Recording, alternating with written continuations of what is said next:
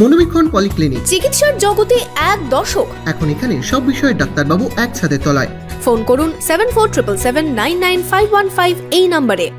লালগোলায় রক্ত সংকট মেটাতে রক্তদান শিবির তৃণমূল কংগ্রেসের। রবিবার এই শিবিরে প্রায় 60 জন রক্তদান করেন।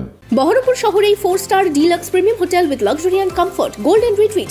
এখানেই জেলার একমাত্র ডিস্কোথেক, আছে রেস্টুরেন্ট, লাউঞ্জ বার, অত্যাধুনিক gym, spa, swimming pool, club মেম্বারশিপের সুযোগ। বহরমপুর শিল্প তালুকে গোল্ডেন রিট্রিট।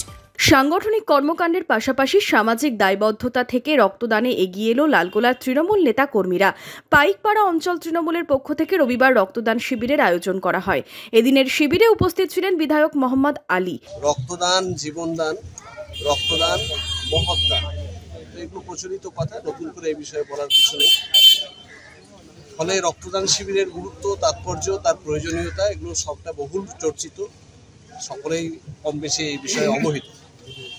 নতুন করে একটা কথা যেটা বলতে চাইছি সেটা হচ্ছে যে রাজনৈতিকভাবে, দলীয়ভাবে এই বিষয়টা আমাদের দলের মধ্যে সর্বত হয়। এদিন প্রায় 60 জন রক্তদাতা শিবিরে রক্তদান করেন।